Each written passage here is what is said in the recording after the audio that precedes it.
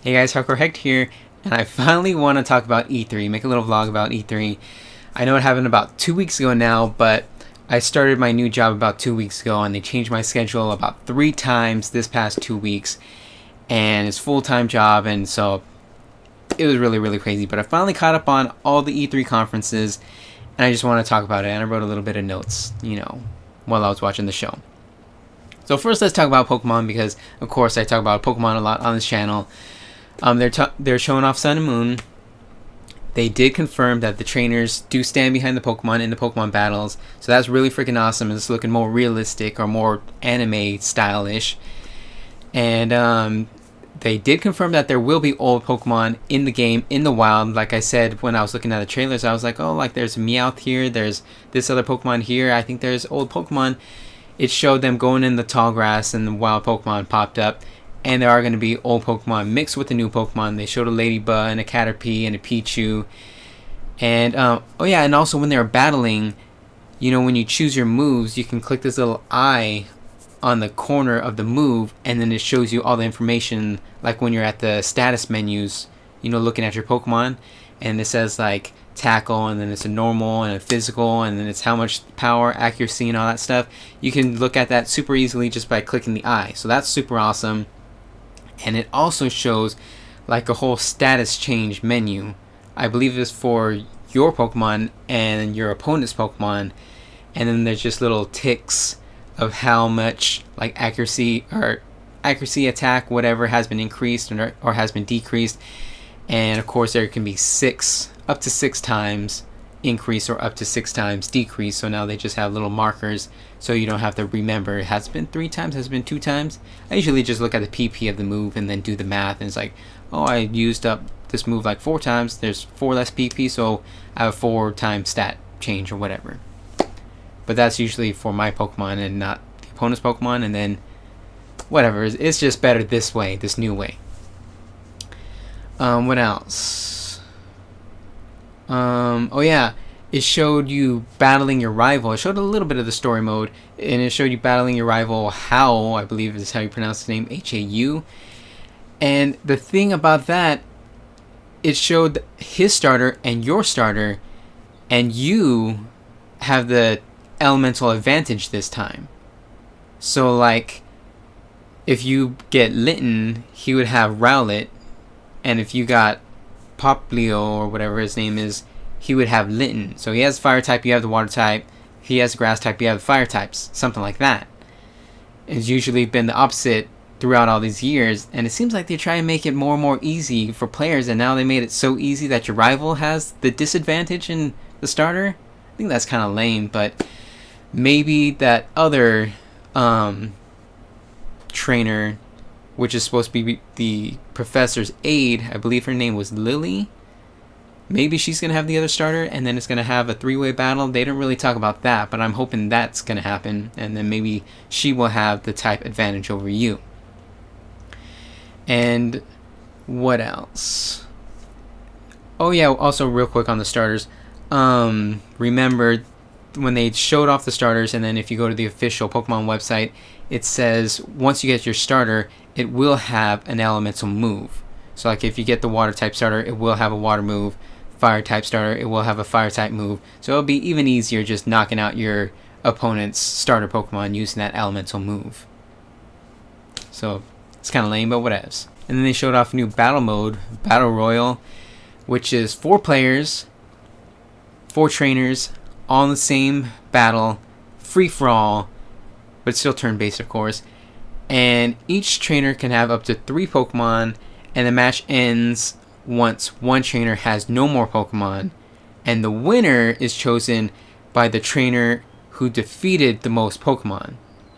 So if it's just everybody has 1 Pokemon, then the first trainer that knocks out a Pokemon is the winner. But if there's 3 Pokemon, like one trainer can knock out 1 right here, another trainer can knock out 1 right here, another one here, and then they can just switch off, and the trainer who knocks out the most Pokemon wins once one trainer has no more Pokemon, because that is the end of the battle.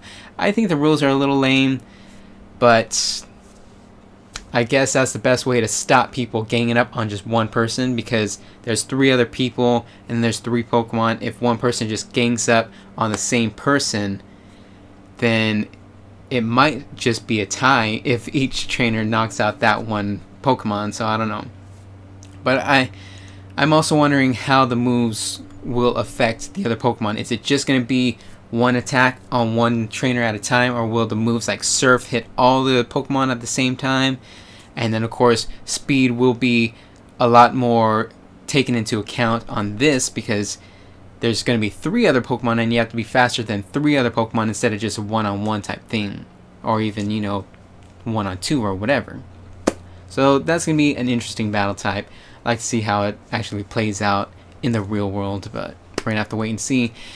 And the people on the Nintendo Treehouse, because that's where they were showing the whole Pokemon thing, the people who didn't make the game, I believe they're still part of Nintendo, but they're not part of the Pokemon company and the developers that made Pokemon. But they're like, oh, there's an interesting bracelet there. Can we talk about that? And they're like, no, we can't talk about that yet. So remember, I was talking about how some other YouTuber also noticed a bracelet and this one little sign insignia thing on the Japanese Pokemon Sun and Moon logos. And just like Pokemon X and Y had the Helix logo, and that ended up being from Mega Evolution, there's this other logo which has like a crystal, and then there's a new bracelet. So this other YouTuber was saying it might be like Pokemon confused with their trainers now, because that's also something that happened in this one manga, I believe it was. So that's definitely building up to like, what the hell is going on? But I really hope it's not a trainer Pokemon fusion. I hope it's something else. But also, I don't want Pokemon to be so damn complicated. You know, I just like Pokemon battling and not... I don't even like Mega Evolutions. And what are they going to do with this thing? You know? But I guess that's it for Pokemon. I didn't see anything about Persona 5. I thought Persona 5 was going to be over at E3. I was kind of skipping through some of the stuff I didn't want to see, but maybe it was just on the floor and they didn't actually show it at the PlayStation conference. They didn't even show the new PlayStation 4 at the new conference. And I know they said that they weren't. But they did show the new VR. It's going to come out at the end of this year, I believe, for like $400. And I'm pretty sure you're going to need... Well, I don't know, but you're probably going to want the new PlayStation 4 if you do VR, because that little bump up in power should help with VR. And I really don't think it's going to be able to play 4K games with the specs that I've seen. 4K Blu-rays, maybe, but maybe not. But then also, speaking of 4K new consoles, the Xbox was shown off. The Xbox S is what they're calling it.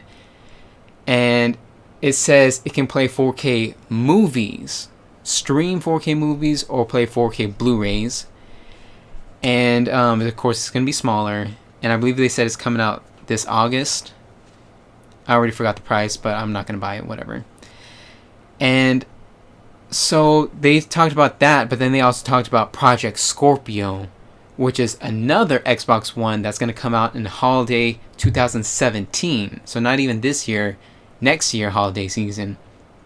They said that is going to play 4K games, and it's going to have a huge boost in hardware and all that stuff like that. But they didn't really talk about what kind of hardware they're going to have. They're just like, oh, it's going to be, I believe they said 6 or 7 teraflops of graphics power and et cetera, et cetera. You know, it's just numbers that they're trying to throw out there. They didn't say, oh, we're going to be using this. I think they said, did they say 10 compute cores though? So that's kind of something. But I don't know if it's going to have a really dedicated graphics processor or if it's going to be integrated like it has usually been. Let me see. Oh yeah, and then they also said it's going to be up to the developers to choose if they want to do 4K games or just use that extra processing power to do like 1080p, 60 frames per second, you know, extra textures, lighting and fog and all that stuff. Because they could, you know, I think it'd be great just doing that. You know, we don't really need 4K games on consoles, and I don't even think that many people have 4K monitors or TVs or anything like that. So if they just boosted it up to do 1080p, 60 frames per second all the time, and then all that extra graphical stuff, that'd be fine with me. But again, we don't know the whole power, and they say it's gonna work with all games. They're not going to have a whole separate section of games.